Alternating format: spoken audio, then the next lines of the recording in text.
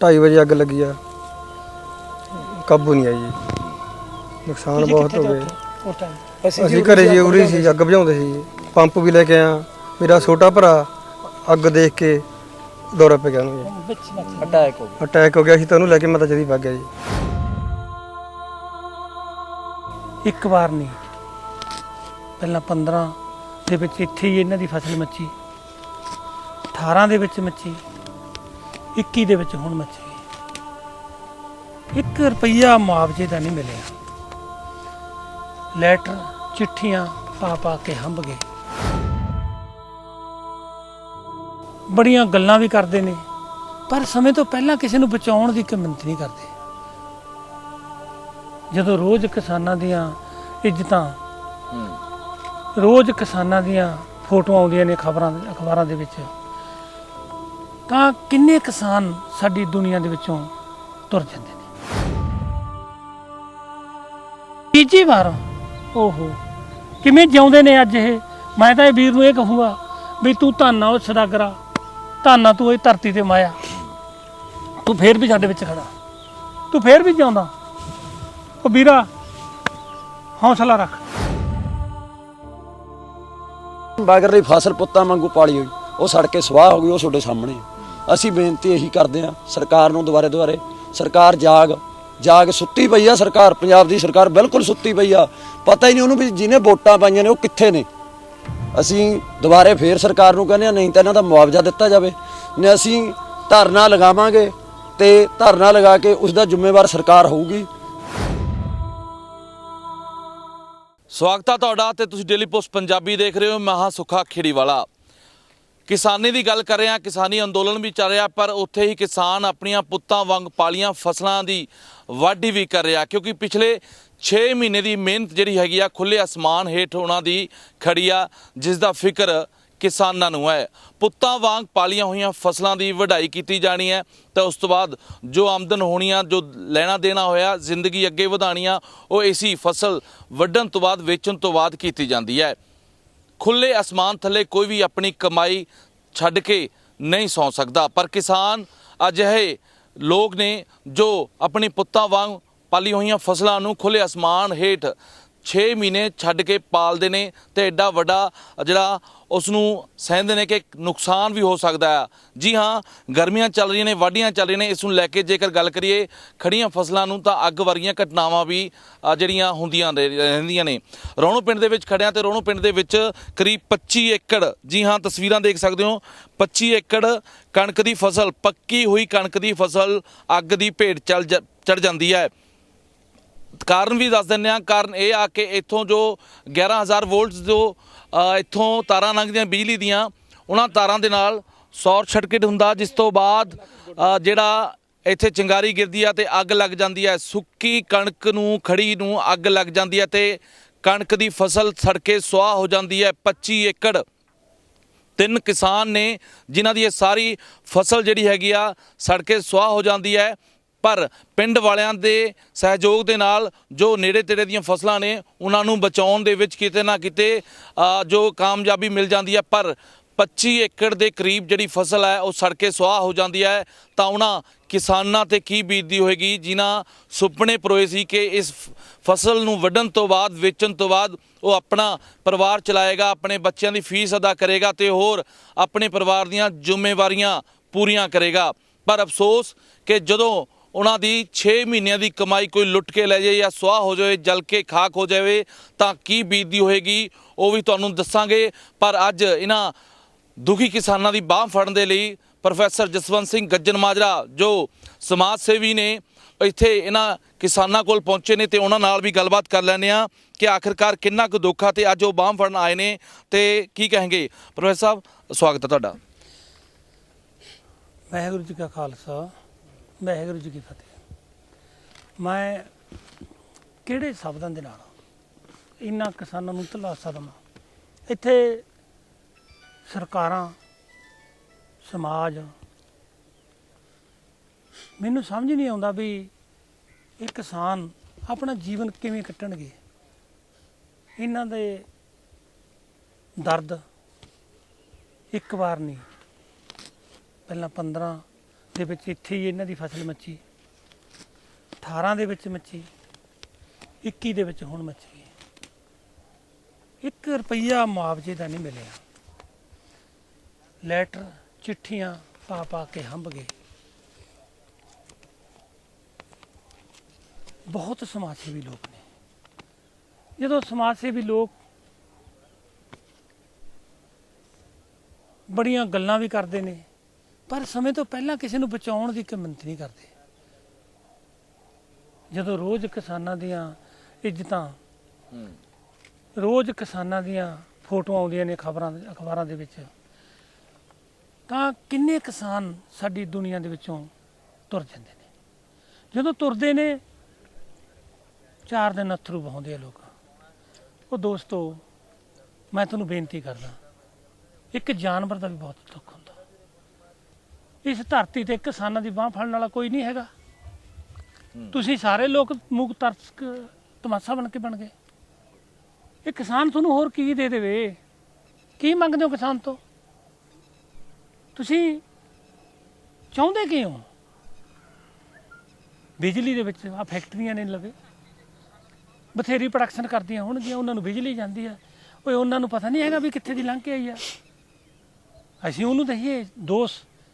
ਕਿਹੜਾ ਐਕਸੀਅਨ, ਕਿਹੜਾ ਬਿਜਲੀ ਬੋਰਡ ਦਾ ਚੇਅਰਮੈਨ, ਕਿਹੜਾ ਮੁੱਖ ਮੰਤਰੀ, ਕਿਹੜਾ ਮੰਤਰੀ ਸੁੱਤੇ ਪਏ ਨੇ? ਕੋਈ ਇਨਕੁਆਰੀ ਨਹੀਂ। ਤੇ ਤੀਜੀ ਵਾਰ ਯਾਰ, ਤੀਜੀ ਵਾਰ ਓਹੋ ਕਿਵੇਂ ਜਿਉਂਦੇ ਨੇ ਅੱਜ ਇਹ। ਮੈਂ ਤਾਂ ਇਹ ਵੀਰ ਨੂੰ ਇਹ ਕਹੂੰਗਾ ਵੀ ਤੂੰ ਧੰਨ ਆ ਉਹ ਸਦਾਗਰਾ, ਧੰਨ ਆ ਤੂੰ ਇਹ ਧਰਤੀ ਤੇ ਮਾਇਆ। ਤੂੰ ਫੇਰ ਵੀ ਸਾਡੇ ਵਿੱਚ ਖੜਾ, ਤੂੰ ਫੇਰ ਵੀ ਜਿਉਂਦਾ। ਉਹ ਵੀਰਾ ਹੌਸਲਾ ਰੱਖ। ਇਹਨਾਂ ਨਾਲ ਵੀ ਗੱਲਬਾਤ ਕਰ ਲੈਣੇ ਆ। ਭਾਜੀ ਕੀ ਨਾਂ ਤੁਹਾਡਾ ਤੇ ਕਿੰਨੀ ਜਗ੍ਹਾ ਜਿਹੜੀ ਇਹ ਹੋਈ ਲਖਵਿੰਦਰ ਆ? ਸਿੰਘ ਜੀ ਮੇਰਾ। ਹਾਂਜੀ ਸਰ ਜੀ ਠੇਕੇ ਲੈਤੀ ਸਾਡੀ 60 ਵਿਗੇ ਜ਼ਮੀਨ ਆ। 2:30 ਵਜੇ ਅੱਗ ਲੱਗੀ ਆ, ਕਾਬੂ ਨਹੀਂ ਆਈ ਜੀ। ਨੁਕਸਾਨ ਬਹੁਤ ਹੋ ਗਏ। ਅਸੀਂ ਘਰੇ ਜੀ ਉਰੀ ਸੀ, ਅੱਗ ਬੁਝਾਉਂਦੇ ਸੀ। ਪੰਪ ਵੀ ਲੈ ਕੇ ਆਇਆ। ਮੇਰਾ ਛੋਟਾ ਭਰਾ ਅੱਗ ਦੇਖ ਕੇ ਦੌਰਾ ਪੈ ਗਿਆ ਉਹਨੂੰ ਜੀ, ਅਟੈਕ ਹੋ ਗਿਆ ਸੀ। ਤਾਂ ਉਹਨੂੰ ਲੈ ਕੇ ਮਾਤਾ ਜੀ ਭੱਗ ਗਿਆ ਜੀ। ਉਸ ਤੋਂ ਬਾਅਦ ਕਿਵੇਂ ਭਜਾਈ ਅੱਗ? ਉਸ ਤੋਂ ਬਾਅਦ ਜੀ ਸਾਨੂੰ ਤਾਂ ਕੋਈ ਪਤਾ, ਇਹਨਾਂ ਨੇ ਪਿੰਡ ਵਾਲਿਆਂ ਨੇ ਵੀਰਾਂ ਨੇ ਭਜਾਈ ਅੱਗ ਜੀ। ਪਹਿਲਾਂ ਵੀ ਕਈ ਵਾਰ ਲੱਗਿਆ? ਹਾਂ ਜੀ, ਪਹਿਲਾਂ ਵੀ 2 ਗੇਰਾਂ ਲੱਗੀ, ਕੁਛ ਨਹੀਂ ਮਿਲਿਆ ਜੀ। ਫਿਰ ਕਹਿੰਦੇ ਤੁਸੀਂ ਐਪਲੀਕੇਸ਼ਨ ਦਿੱਤੀ। ਹੁਣ ਐਪਲੀਕੇਸ਼ਨ ਦਿੰਦੇ ਆ, ਡਾਕ ਰਾਹੀਂ ਰਜਿਸਟਰੀਆਂ ਕਰਾਉਂਦੇ ਆ। ਐਕਸ਼ਨ ਸਾਹਿਬ ਨੂੰ ਭੇਜੀ ਆ, SDO ਸਾਹਿਬ ਨੂੰ ਭੇਜੀ ਆ। ਉਹ ਆ ਕੇ ਦੇਖ ਕੇ ਹਾਂ ਜੀ ਠੀਕ ਨੇ ਜੈਂਪਰ, ਬਸ ਠੀਕ ਨੇ ਕਹਿੰਦਾ ਜੀ। ਕਹਿੰਦੇ ਫੋਨ ਕੀਤਾ ਮੈਨੂੰ, ਕਹਿੰਦੇ ਸਾਈਨ ਕਰ ਦਿਓ। ਮੈਂ ਕਿਹਾ ਜੀ ਅੱਗ ਕਣਕ ਦਾ ਵੱਢੀ ਨਹੀਂ ਹਲੇ, ਵੀ ਤੂੜੀ ਬਣਾ ਕੇ ਫਿਰ ਸਾਈਨ ਕਰ ਦਾਂਗੇ। ਫਿਰ ਦੇਖ ਕੇ ਕਹਿੰਦੇ ਕੱਲ੍ਹ ਨੂੰ ਆਵਾਂਗੇ, ਮੁੜ ਕੇ ਜੀ ਕੋਈ ਨਹੀਂ ਆਇਆ। ਕਿੰਨਾ ਕੁ ਦੁੱਖ ਹੈ ਪਰਿਵਾਰ ਚਲਾਉਣਾ ਹੁਣ, ਕਿਵੇਂ ਗੁਜ਼ਾਰਾ? ਦੁੱਖ ਤਾਂ ਬਹੁਤ ਹੈ ਜੀ। ਰਾਤ 1 ਵਜੇ ਹੋਸ਼ ਆਇਆ ਬ੍ਰਦਰ ਮੈਨੂੰ, ਜਮੀ ਖਤਮ ਹੋ ਗਈ ਸੀ ਕਹਾਣੀ ਜੀ। ਦੇਣ ਲੈਣਾ ਵੀ ਹੋਊਗਾ? ਹਾਂ ਜੀ ਹਾਂ, ਦੇਣਾ ਲੈਣਾ ਤਾਂ ਹੁੰਦਾ ਹੀ ਹੈ ਜੀ। ਫਿਰ ਅੱਗੇ ਹੁਣ ਕਿਵੇਂ? ਹੁਣ ਤਾਂ ਜੀ ਇਹਨਾਂ ਦੀ ਮਰਜ਼ੀ ਹੈ, ਮੁਆਵਜ਼ਾ ਦਿੱਤਾ ਜਾਵੇ ਜੀ। ਸਰਕਾਰ ਨੂੰ ਚਾਹੀਦਾ ਕੁਝ? ਹਾਂ ਜੀ, ਬਿਜਲੀ ਮਹਿਕਮੇ ਨੂੰ ਚਾਹੀਦਾ ਇਹਨਾਂ ਨੂੰ। ਤੁਸੀਂ ਕੀ ਕਹੋਗੇ, ਕਿੰਨਾ ਕੁ ਵੱਡਾ ਨੁਕਸਾਨ, ਪਰਿਵਾਰ ਕਿਹੋ ਜਿਹਾ? ਪ੍ਰੋਫੈਸਰ ਗੱਜਣਮਾਜਰਾ ਸਾਹਿਬ ਨੇ ਪਹਿਲਾਂ ਤਾਂ ਜੋ ਇਹਨਾਂ ਨੂੰ ਰਾਸ਼ੀ ਦਿੱਤੀ ਆ ਉਹਦੇ ਵਾਸਤੇ ਧੰਨਵਾਦ। ਫਿਰ ਡੇਲੀ ਪੋਸਟ ਪੰਜਾਬੀ ਦਾ ਧੰਨਵਾਦ ਜੋ ਸਾਡੇ ਨਗਰ ਵਿੱਚ ਆ ਕੇ ਸਾਡਾ ਦੁੱਖ ਸਾਂਝਾ ਕੀਤਾ। ਉਸ ਤੋਂ ਬਾਅਦ ਇਹ ਜਿਹੜੇ ਮੇਰੇ ਵੀਰ ਨੇ ਤਿੰਨੇ, ਲਖਵਿੰਦਰ ਸਿੰਘ, ਇਹ ਵੀ ਲਖਵਿੰਦਰ ਸਿੰਘ ਸਨ ਆਫ ਹਰਨੇਕ ਸਿੰਘ, ਇੱਕ ਬਹਾਦਰ ਸਿੰਘ, ਪਾਲ ਸਿੰਘ, ਇਹਨਾਂ ਕੋਲੇ ਘਰ ਦੀ ਜ਼ਮੀਨ ਜੀ 2-2 ਏਕੜ ਆ। ਇਹ ਸਾਡੀ ਪੰਚਾਇਤੀ ਜ਼ਮੀਨ ਠੇਕੇ ਤੇ ਲੈ ਕੇ ਵਾਹੁੰਦੇ ਨੇ ਤੇ ਉਹਦੇ ਵਿੱਚੋਂ ਰੁਜ਼ਗਾਰ ਆਪਦਾ ਪੈਦਾ ਕਰਕੇ ਆਪਦਾ ਢਿੱਡ ਭਰਦੇ ਨੇ। ਜਦੋਂ ਬੋਲੀ ਹੁੰਦੀ ਆ ਤਾਂ SDM ਸਾਹਿਬ ਤੱਕ ਸਾਡੇ ਪਿੰਡ ਆਉਂਦੇ ਨੇ ਕਿ ਇੱਥੋਂ ਸਾਨੂੰ 10 ਲੱਖ ਰੁਪਈਆ ਮਿਲਣਾ। ਅੱਜ ਸਾਡੇ SDO ਸਾਹਿਬ ਜਾਂ SDM ਸਾਹਿਬ ਜਾਂ ਸਾਡੇ BDO ਸਾਹਿਬ, ਕੋਈ ਸੈਕਟਰੀ ਸਾਹਿਬ, ਸਾਡੀ ਕੋਈ ਕਿਸੇ ਨੇ ਸਾਰ ਨਹੀਂ ਲਈ। ਆਹ ਦੇਖ ਲਓ ਤੁਸੀਂ ਅੰਨ ਦਾ ਕੀ ਹਾਲ। ਇਹ ਅੰਨ ਲੋਕਾਂ ਢਿੱਡ ਭਰਨ ਵਾਸਤੇ ਆ ਜੋ ਅੱਜ ਜ਼ਮੀਨ ਤੇ ਸੜ ਰਿਹਾ। ਉਹਦੇ ਬਾਅਦ ਇਹਨਾਂ ਵੀਰਾਂ ਕੋਲੇ ਘਰ ਦੇ 2-2 ਏਕੜ ਸੀ। ਇਹਨਾਂ ਨੇ ਆਹ ਲੈ ਕੇ 67 ਵਿਗੇ 2 ਭਰਾਵਾਂ ਦੀ ਆ, ਇੱਕ ਸਾਡੇ ਚਾਚੇ ਦੇ 4 ਕਿੱਲੇ ਨੇ ਜੀ। ਇਹਦੇ ਵਿੱਚ ਬਿਲਕੁਲ ਅੱਜ ਇੱਕ ਮੁੱਠੀ ਵੀ ਅੰਨ ਨਹੀਂ ਰਿਹਾ। ਇਹਨਾਂ ਦੀ ਕਿਸੇ ਸਰਕਾਰ ਨੇ ਸਾਰ ਨਹੀਂ ਲਈ। 2015 ਚ ਅੱਗ ਲੱਗੀ, ਉਸ ਤੋਂ ਬਾਅਦ 2018 ਚ ਅੱਗ ਲੱਗੀ, ਉਸ ਤੋਂ ਬਾਅਦ 2021 ਚ ਅੱਗ ਲੱਗੀ। 3 ਸਾਲਾਂ ਦੇ ਵਿੱਚ 10 ਰੁਪਏ ਵੀ ਮੁਆਵਜ਼ੇ ਦੇ ਨਹੀਂ ਆਏ। ਅਸੀਂ SDM ਸਾਹਿਬ ਕੀ ਸਭ ਕੋਲ ਗਏ ਆ ਵੀ ਇਹਨਾਂ ਦੀ ਬਾਂਹ ਫੜੋ। ਉਸ ਤੋਂ ਬਾਅਦ ਸਾਡੀਆਂ ਇੱਥੇ ਗਦਾਵਰੀਆਂ ਕਰਕੇ ਪਟਵਾਰੀ ਸਾਹਿਬ ਲੈ ਜਾਂਦੇ ਨੇ। ਉਸ ਤੋਂ ਬਾਅਦ ਕਹਿੰਦੇ ਨੇ ਕੋਈ ਨਾ ਜੀ ਤੁਹਾਡਾ ਹੱਲ ਹੋਊ। 2 ਮਹੀਨਿਆਂ ਬਾਅਦ ਸਰਕਾਰਾਂ ਸੌਂ ਜਾਂਦੀਆਂ ਨੇ। ਸਾਡੀ ਇਹੀ ਬੇਨਤੀ ਆ NRI ਭਰਾਵਾਂ ਨੂੰ ਵੀ ਤੇ ਸਾਡੀ ਸਰਕਾਰ ਨੂੰ ਵੀ ਵੀਰ ਬਣ ਕੇ ਇਹਨਾਂ ਦੀ ਬਾਂਹ ਫੜੋ। ਜੇ ਇਹਨਾਂ ਦੀ ਬਾਂਹ ਨਾ ਫੜੀ ਤਾਂ ਆਉਣ ਵੇਲੇ ਤੁਹਾਨੂੰ ਕੋਈ ਕਿਸਾਨ ਨਹੀਂ ਲੱਭਣਾ। ਤੁਸੀਂ ਭੁੱਖੇ ਮਰੋਗੇ ਦੇਸ਼ ਦੇ ਲੋਕੋ, ਪੰਜਾਬੀਓ, ਬਾਹਰੇ ਬੈਠੇ ਵੀਰਿਓ। ਤੁਸੀਂ ਇਹਨਾਂ ਦੀ ਸਾਰ ਲਵੋ। ਸਾਨੂੰ ਪਤਾ ਵੀ ਰਾਤ ਸਾਡੇ ਪਿੰਡ ਦੇ ਵਿੱਚ ਕਿਸੇ ਘਰ ਦੇ ਵਿੱਚ ਚੁੱਲ੍ਹਾ ਨਹੀਂ ਬਲਿਆ। ਅਸੀਂ ਇਹਨਾਂ ਦੇ ਘਰੇ ਰਹੇ ਹਾਂ, ਕਿਤੇ ਕੋਈ ਮੇਰਾ ਵੀਰ ਕੋਈ ਅਣਗਹਿਲੀ ਨਾ ਹੋ ਜਾਵੇ। ਦੇਖੋ ਜਾਨ ਮਾਲ ਤੋਂ ਅਸੀਂ ਬਚ ਗਏ।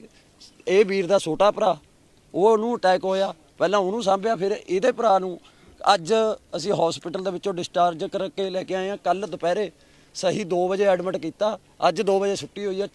24 ਘੰਟੇ ਉਹਨਾਂ ਦੇ ਹਸਪੀਟਲ 'ਚ ਨਿਕਲ ਗਏ, ਜਦ ਕਿ ਉਹਨਾਂ ਦੀ ਮਗਰਲੀ ਫਸਲ ਪੁੱਤਾਂ ਵਾਂਗੂ ਪਾਲੀ ਹੋਈ ਉਹ ਸੜ ਕੇ ਸਵਾਹ ਹੋ ਗਈ। ਉਹ ਤੁਹਾਡੇ ਸਾਹਮਣੇ ਆ। ਅਸੀਂ ਬੇਨਤੀ ਇਹੀ ਕਰਦੇ ਹਾਂ ਸਰਕਾਰ ਨੂੰ ਦੁਬਾਰੇ ਸਰਕਾਰ ਜਾਗ ਸੁੱਤੀ ਪਈ ਆ। ਸਰਕਾਰ, ਪੰਜਾਬ ਦੀ ਸਰਕਾਰ ਬਿਲਕੁਲ ਸੁੱਤੀ ਪਈ ਆ।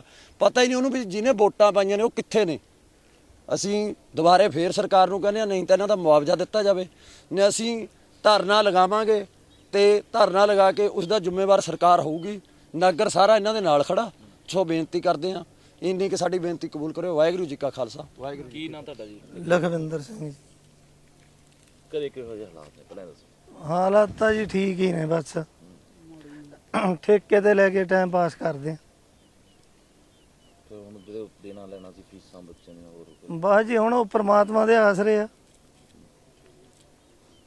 ਹੁਣ ਇਹ ਤਾਂ ਜਿਹੜੀ ਪਾਲੀ ਸੀ ਇਹ ਤਾਂ ਚਲੀ ਗਈ। ਦਿਨ ਰਾਤ ਮਿਹਨਤ ਕੀਤੀ ਬਹੁਤ ਠੇਕੇ ਤੇ ਲਈ ਹੋਈ ਸੀ। ਟਰਾਲੀਆਂ ਤਿਆਰ ਕੀਤੀਆਂ ਹੋਣੀਆਂ, ਸਭ ਕੁਝ ਤਿਆਰ, ਕਿਹਾ ਹੋਊਗਾ ਵੀ ਤਿਆਰੀ ਸੀ ਜੀ। ਇਹ ਤਾਂ ਪਤਾ ਹੀ ਨਹੀਂ ਸੀਗਾ ਵੀ ਇਹ ਕੰਮ ਹੋਣਾ। ਵੱਢਣ ਲਈ ਤਿਆਰੀ ਕੀਤੀ ਹੋਗੀ, ਕੰਬਾਈਨ ਨਾਲ ਵੱਢਣ ਲਈ ਤਿਆਰੀ ਵੀ ਕਰੀ ਜੀ, ਸਭ ਕੁਝ ਤਿਆਰੀ। ਜਦ 15 ਚੱਗ ਲੱਗੀ ਆ, ਜਦ ਵੀ ਮੈਂ ਘਰੋਂ ਟਰੈਲੀ ਪਾ ਰਿਹਾ ਸੀ ਮਸ਼ੀਨ ਵਾਲਾ ਇੱਥੇ ਨੂੰ ਆਉਣ ਦੀ ਤਿਆਰੀ 'ਚ, ਜਦ ਨੂੰ ਸਾਨੂੰ ਪਤਾ ਲੱਗਿਆ ਕਹਿੰਦੇ ਉੱਥੇ ਅੱਗ ਲੱਗੀ। ਕੋਈ ਹਾਂਜੀ ਵੱਢਣਾ ਇੱਕ ਹੀ ਵੀ ਉਹੀ ਕੰਮ ਆ। ਤੇ ਤਾਂ ਇੱਕ ਗੱਲੋਂ ਕਹਿ ਸਕਦੇ ਵੀ ਲੁੱਟੀ ਹੋ ਗਈ। ਹਾਂ ਇੱਕ ਹੀ ਵੀ ਉਹੀ ਕੰਮ ਹੋਇਆ, ਜਦ ਵੀ ਇਹੀ ਹੋਇਆ।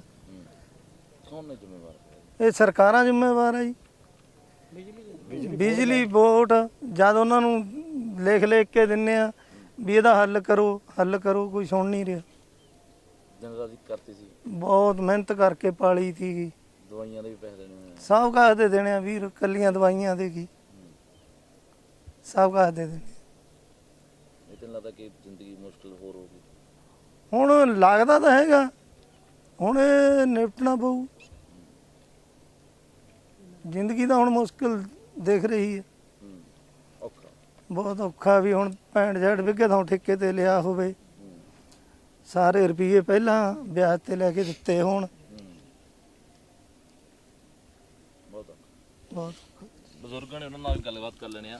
ਬਜ਼ੁਰਗੋ ਕੀ ਕਹੋਗੇ, ਐਡਾ ਵੱਡਾ ਨੁਕਸਾਨ ਕਿਵੇਂ ਸਹਿਣ, ਕਿਵੇਂ ਦੁੱਖ ਐਡਾ ਵੱਡਾ? ਕੀ ਕਹਿਣਾ ਕੀ ਹੈ, ਕਹਿਣ ਨੂੰ ਕੀ ਰਹਿ ਗਿਆ ਜੀ। ਹੁਣ ਜੇ ਕੋਈ ਸੁਣੂ ਫੇਰ ਹੀ ਕਹਾਂਗੇ, ਸੁਣਦਾ ਤਾਂ ਕੋਈ ਹੈ ਨਹੀਂ। ਪਹਿਲੀ ਗੱਲ ਤਾਂ ਇਹ ਆ, ਦੇਖੋ ਹੁਣ ਇੱਥੇ ਤਾਂ ਇੱਕੋ ਹੀ ਆ ਵੀ ਮਰ ਜਾਣਾ ਹੀ ਬਿਹਤਰ ਹੈ। ਦੂਜੀ ਗੱਲ ਇਹ ਹੈ, ਦੇਖੋ ਜਦੋਂ ਇੱਕ ਬਿਜਲੀ ਮਹਿਕਮੇ ਨੂੰ 15 ਦਿਨ ਪਹਿਲਾਂ ਅਸੀਂ ਚਿੱਠੀ ਦੇ ਚੁੱਕੇ ਹਾਂ ਲਿਖਤੀ ਰੂਪ ਦੇ ਵਿੱਚ, ਉਹ ਫਿਰ ਵੀ ਉਹੀ ਨੁਕਸਾਨ ਹੋ ਜਾਵੇ, ਉਹ ਬਾਰ-ਬਾਰ ਉਹੀ ਨੁਕਸਾਨ ਹੋ ਜਾਵੇ, ਉਹਦਾ ਮਤਲਬ ਇਹ ਕੌਣ ਜ਼ਿੰਮੇਵਾਰ ਹੈ? ਇਹਨੂੰ ਇਹ ਦੱਸੋ। ਬਿਜਲੀ ਮਹਿਕਮਾ ਜ਼ਿੰਮੇਵਾਰ ਹੈ। ਇਹ ਸਾਰਾ ਜਿਹੜਾ 18 ਲੱਖ ਦਾ ਨੁਕਸਾਨ ਐਤਕੀ ਦਾ ਹੋਇਆ ਤੇ ਪਿਛਲਾ ਹੋਇਆ, ਇਹ ਸਾਰਾ ਬਿਜਲੀ ਮਹਿਕਮੇ ਤੇ ਪੈਣਾ ਚਾਹੀਦਾ। ਅਸੀਂ ਤਾਂ ਇਹ ਕਹਿੰਦੇ ਹਾਂ, ਇਹਦੇ ਸਰਕਾਰ ਤੋਂ ਮੂਹਰੇ ਬਿਜਲੀ ਮਹਿਕਮੇ ਦਾ ਜ਼ਿੰਮੇਵਾਰ ਹੈ। ਤਸਵੀਰਾਂ ਜਾਂਦੇ ਮੈਂ ਸਮੀਰ ਨੂੰ ਕਹੂੰਗਾ ਦਿਖਾਈਆਂ ਜਾਣ। 25 ਏਕੜ ਜ਼ਮੀਨ ਜਿਹੜੀ ਹੈਗੀ ਆ ਬਿਜਲੀ ਵਿਭਾਗ ਦੀ ਅਣਗਹਿਲੀ ਦੀ ਭੇਂਟ ਚੜ੍ਹਦੀ ਹੈ ਤੇ ਸੜ ਕੇ ਸੁਆਹ ਹੋ ਜਾਂਦੀ ਹੈ। 18 ਲੱਖ ਰੁਪਏ ਦਾ ਨੁਕਸਾਨ ਜਿਹੜਾ ਇਹਨਾਂ ਤਿੰਨੇ ਪਰਿਵਾਰਾਂ ਨੂੰ ਹੁੰਦਾ ਆ। ਇੱਕ ਵਾਰ ਨਹੀਂ, 2 ਵਾਰ ਨਹੀਂ, ਬਲਕਿ ਤੀਜੀ ਵਾਰ, ਔਰ ਤੀਜੀ ਵਾਰ ਵੀ ਮੁਆਵਜ਼ਾ ਨਾ ਮਿਲਣ ਦੀ ਉਮੀਦ ਇਹਨਾਂ ਪਰਿਵਾਰਾਂ ਨੂੰ ਆ। ਰੋ ਲੈਂਦੇ ਨੇ, ਘਰੇ ਵੜ ਜਾਂਦੇ ਨੇ, ਨੁਕਸਾਨ ਝੇਲ ਲੈਂਦੇ ਨੇ, ਹੋਰ ਪੈਸੇ ਵਿਆਜ ਤੇ ਫੜ ਲੈਂਦੇ ਨੇ। ਵਿਆਜ ਤੇ ਵਿਆਜ ਚੜ੍ਹਦਾ, ਪਰ ਸਾਰੀ ਉਮਰ ਉਸ ਵਿਆਜ ਨੂੰ ਉਤਾਰਨ ਦੇ ਵਿੱਚ ਲੱਗ ਜਾਂਦੀ ਹੈ। ਪਰ ਪੁੱਤਾਂ ਵਾਂਗ 6 ਮਹੀਨੇ ਮਿਹਨਤ ਕੀਤੀ ਹੋਈ ਫਸਲ ਖੁੱਲ੍ਹੇ ਅਸਮਾਨ ਥੱਲੇ ਪਈ ਰਹਿੰਦੀ ਹੈ। ਤਾਂ ਛੋਟੀ ਜਿਹੀ ਅਣਗਹਿਲੀ ਹੁੰਦੀ ਹੈ ਤੇ ਉਹ ਅਣਗਹਿਲੀ ਦਾ ਜਿਹੜਾ ਨੁਕਸਾਨ ਹੈ ਉਹ ਵੱਡਾ ਭੁਗਤਣਾ ਪੈਂਦਾ ਇਹਨਾਂ ਕਿਸਾਨਾਂ ਨੂੰ। ਖੇਤਾਂ ਵਿੱਚ ਦੀ ਟਰਾਂਸਫਾਰਮ ਲੱਗੇ ਹੋਏ ਨੇ, ਲਾਈਨਾਂ ਨਿਕਲ ਰਹੀਆਂ ਨੇ। ਹਾਲਾਂਕਿ ਲਾਈਨ ਫੈਕਟਰੀ ਨੂੰ 24 ਘੰਟੇ 11,000 ਵੋਲਟ ਜਿਹੜੀ ਲਾਈਨ ਆ ਉਹ ਜਾਂਦੀ ਆ, ਜਿਸ ਦੇ ਕਾਰਨ 3 ਵਾਰ ਇਹ ਵੱਡਾ ਹਾਦਸਾ ਹੋ ਗਿਆ ਜਿਹਦੇ ਵਿੱਚ ਲਗਾਤਾਰ ਇਹੋ ਜਗ੍ਹਾ ਦੀ ਜਿਹੜੀ ਫਸਲ ਆ ਉਹ ਸੜ ਕੇ ਸੁਆਹ ਹੋ ਜਾਂਦੀ ਹੈ। ਹਾਲਾਂਕਿ 15 ਦਿਨ ਪਹਿਲਾਂ ਪਾਵਰਕਾਮ ਬਿਜਲੀ ਵਿਭਾਗ ਨੂੰ ਲਿਖਤ ਸ਼ਿਕਾਇਤ ਦਿੰਦੇ ਨੇ ਕਿ ਹਰ ਸਾਲ ਦੀ ਤਰ੍ਹਾਂ ਇਸ ਵਾਰ ਵੀ ਉਹਨਾਂ ਦੀ ਕਿਤੇ ਨਾ ਕਿਤੇ ਫਸਲ ਫੇਰ ਨੁਕਸਾਨੀ ਨਾ ਜਾਵੇ ਤੇ ਫਿਰ ਉਹੀ ਨੁਕਸਾਨ ਦੁਬਾਰਾ ਨਾ ਹੋ ਜਾਵੇ। ਇਸ ਨੂੰ ਲੈ ਕੇ ਉਹ ਸੂਚਿਤ ਕਰਦੇ ਨੇ, ਆਗਾਹ ਕਰਦੇ ਨੇ ਤਾਂ ਜੋ ਉਹ ਧਿਆਨ ਦੇ ਸਕਣ। ਪਰ ਅਫਸੋਸ ਕਿ ਪਹਿਲਾਂ 2 ਵਾਰ ਅੱਗ ਲੱਗੀ, ਤੀਜੀ ਵਾਰ ਫਿਰ ਅਣਗਹਿਲੀ ਹੋਈ ਆ। ਅਣਗਹਿਲੀ ਦਾ ਖਮਿਆਜਾ ਇਹਨਾਂ ਨੂੰ ਹੁਣ ਆਪਣਾ ਇਹ ਨੁਕਸਾਨ ਭਰ ਕੇ ਉਠਾਉਣਾ ਪਏਗਾ। ਸਰਕਾਰ ਮੁਆਵਜ਼ਾ ਦੇਣ ਦੀ ਗੱਲ ਕਹਿੰਦੀ ਆ, ਮੁਆਵਜ਼ਾ ਦੇਣ ਦਾ ਵਾਅਦਾ ਕਰਦੀ ਆ, ਕਿਸਾਨਾਂ ਦੀ ਹਿਤੈਸ਼ੀ ਬਣਦੀ ਆ, ਬਾਂਹ ਫੜਨ ਦੀ ਗੱਲ ਕਰ ਰਹੀ ਆ, ਪਰ ਜ਼ਮੀਨੀ ਹਕੀਕਤ ਤੇ ਇਹਨਾਂ ਕਿਸਾਨਾਂ ਦੀ ਬਾਂਹ ਕੌਣ ਫੜਦਾ ਆ? ਉਹ ਸਮਾਜ ਸੇਵੀ ਲੋਕ ਨੇ। ਪ੍ਰੋਫੈਸਰ ਜਸਵੰਤ ਸਿੰਘ ਗੱਜਣ ਮਾਜਰਾ ਵਰਗੇ ਜਿਨ੍ਹਾਂ ਨੇ 31,000 ਰੁਪਇਆ ਇੱਥੇ ਤੇ 21,000 ਰੁਪਇਆ ਸਾਜਲੀ ਪਿੰਡ ਦੇ ਕਿਸਾਨ ਨੂੰ ਦੇਣ ਦੀ ਗੱਲ ਕਹੀ ਹੈ ਤੇ ਅੱਜ ਦਿੱਤਾ ਵੀ ਆ। ਉਮੀਦ ਆ ਕਿ ਸਮਾਜ ਸੇਵੀ ਲੋਕ ਹੀ ਇਸ ਅੰਨਦਾਤਾ ਨੂੰ ਬਚਾ ਸਕਣਗੇ, ਕਿਉਂਕਿ ਸਰਕਾਰਾਂ ਦੇ ਹੱਥਾਂ 'ਚੋਂ ਇਹ ਬਾਗਡੋਰ ਜਿਹੜੀ ਹੈਗੀ ਆ ਖੁੱਸਦੀ ਨਜ਼ਰ ਆ ਰਹੀ ਹੈ। ਹੁਣ ਵੇਖਣਾ ਹੋਏਗਾ ਆਉਣ ਵਾਲੇ ਦਿਨਾਂ ਦੇ ਵਿੱਚ ਹੋਰ ਕਿਹੜੇ ਮਾੜੀ ਕਿਸਮਤ ਵਾਲੇ ਉਹ ਕਿਸਾਨ ਹੋਣਗੇ ਜਿਨ੍ਹਾਂ ਨੂੰ ਇਹ ਨੁਕਸਾਨ ਹੋਰ ਜਿਹੜਾ ਹੈਗਾ ਆਪਣੀ ਜੇਬ 'ਚ ਭਰਨਾ ਪਏਗਾ ਤੇ ਅਜਿਹੀਆਂ ਮਾੜੀਆਂ ਘਟਨਾਵਾਂ ਹੋਰ ਹੁੰਦੀਆਂ ਰਹਿਣਗੀਆਂ ਤੇ ਉਸ ਨੂੰ ਰੋਕਣ ਦੇ ਵਿੱਚ ਅਸਫਲ ਪ੍ਰਸ਼ਾਸਨ ਕਿੰਨਾ ਕੁ ਹੁੰਦਾ ਰਹੇਗਾ ਇਹ ਆਉਣ ਵਾਲਾ ਸਮਾਂ ਦੱਸੇਗਾ। ਮਲੇਰਕੋਟਲਾ ਤੋਂ ਕੈਮਰਾਮੈਨ ਸਮੀਰ ਦੇ ਨਾਲ ਸੁੱਖਾ ਖੇੜੀਵਾਲਾ।